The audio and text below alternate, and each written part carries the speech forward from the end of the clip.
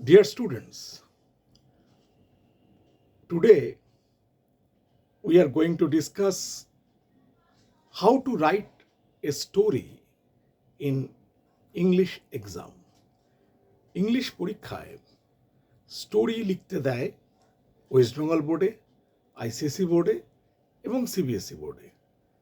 এবার আমি দেখেছি স্টুডেন্টদের অনেকেরই এই স্টোরি লিখতে গিয়ে তাদের নানান কনফিউশন তৈরি হয়।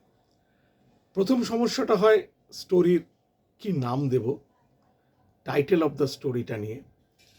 দ্বিতীয় যে সমস্যাটা হয় স্টোরিটা কিভাবে লিখব বা তার গ্রামাটিক্যাল যে কনস্ট্রাকশন সেটা নিয়ে।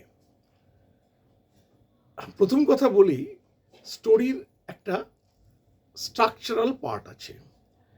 স্টোরিটা সবসময়, এটা আমি সব স্টুডেন্টকেই বলবো যে স্টোরি সবসময় পাস্ট টেন্স বা পাস্ট পারফেক্ট টেন্সে লেখা উচিত। তাহলে কিন্তু ভুল হওয়ার সম্ভাবনাটা প্রথমেই একদম জিরো হয়ে গেল। অর্থাৎ স্টোরি যদি আমি পাস্ট টেন্সে বা পাস্ট পারফেক্ট টেন্সে লিখি, আমার স্টোরিটা গ্রামাটিক্যালি কারেক্ট থাকবে।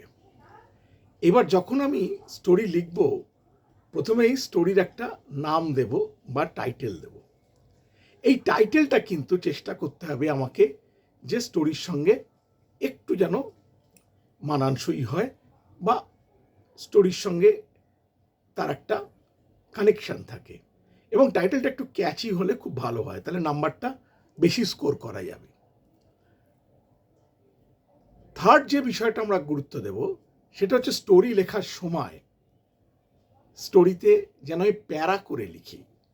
অনেক স্টুডেন্টই আছে যারা স্টোরি লেখে টানা একটা প্যারাগ্রাফের মধ্যে। না, একটা স্টোরিতে অন্তত 3টে প্যারা, যদি আরও বড় ওয়ার্ড লিমিট থাকে তাহলে 4টে প্যারাও করা যেতে পারে, 3টে প্যারা অবশ্যই করা উচিত। এবার আসা যাক স্টোরিটা আমি শুরু করব কিভাবে। আমাকে তো পয়েন্টস দিয়ে দিয়েছে। পয়েন্টস দিয়ে দিলে সেই পয়েন্টসে ঢোকার আগে শুরুটা এইভাবে করতে হয়। Once upon a time a farmer lived in a village, বা once upon a time a tiger lived in a forest. আমরা এইভাবে শুরু করতে পারি। তাতে কী হবে, লেখাটার একটা স্টাইল তৈরি হলো। আর একটা বিষয় খেয়াল রাখতে হবে স্টোরির মধ্যে, সেটা হচ্ছে স্টোরিতে যেটুকু পয়েন্টস দিল আমাকে কিন্তু তার থেকেও একটু এক্সপ্যান্ড করতে হবে, একটু বাড়াতে হবে। সেক্ষেত্রে আমি কিন্তু নিজের ইমাজিনেশন কাজে লাগাতে পারি, যেটাকে আমরা বলি বানিয়ে লেখা। সেই বানাতে আমি পারি, আমার সেই স্বাধীনতা আছে। এটা আমি সবাইকেই বলবো, সেই স্বাধীনতাটাকে কাজে লাগাতে। আর সবথেকে বড় জিনিস, স্টোরি লেখার সময় কিন্তু খেয়াল রাখতে হবে যে গল্পটা যেন একটু অ্যাট্রাকটিভ হয়। অর্থাৎ যে পড়বে, টিচার যখন পড়বে, তার যেন স্টোরিটা পড়তে গিয়ে বেশ একটা ভালো লাগে। শুধু ইংলিশটা কারেক্ট লিখলেই হলো না, that's not enough, but the story must be attractive or interesting. স্টোরিটা যেন বোরিং না লাগে বা স্টোরিটা যেন খুব ডাল রাইটিং না হয়। এই কটা পয়েন্ট যদি আমরা খেয়াল রাখি, স্টোরিতে কিন্তু আমরা ওয়েস্ট বেঙ্গল বোর্ড হোক, আইসিএসসি বোর্ড বা সিবিএসসি বোর্ডে, যে কোনো বোর্ডেই স্টোরি দিক না কেন, আমরা কিন্তু স্টোরিতে ম্যাক্সিমাম নম্বর আমরা স্কোর করতে পারবো। আর আরেকটা জিনিস, স্টোরিতে মূল আইডিয়াটা যেটা কোশ্চেনে দেওয়া থাকবে সেখান থেকে খুব একটা বেরোবো না। এবার অনেকে প্রশ্ন করে যে আমি মরাল দেব কি দেব না। এই ফ্রিডমটা অবশ্যই স্টুডেন্টের আছে। যদি সে মনে করে যে এই স্টোরিটাতে মরাল দেওয়া খুব জরুরি, সে মরাল দিতে পারে।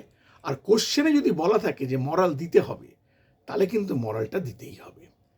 সেক্ষেত্রেও মরালটা কিন্তু চেষ্টা করতে হবে স্টোরিটা থেকে যে মরালটা বেরিয়ে আসছে সেটাই দেওয়ার। এই কটা বিষয় যদি একটু খেয়াল রাখা যায়, তাহলে কিন্তু স্টোরিতে ভালো নম্বর আসবে। যদি তোমাদের ভালো লাগে তাহলে এই চ্যানেলটা সাবস্ক্রাইব করো এবং এই ভিডিওটা বেশি করে শেয়ার করো। ভালো থেকো সবাই।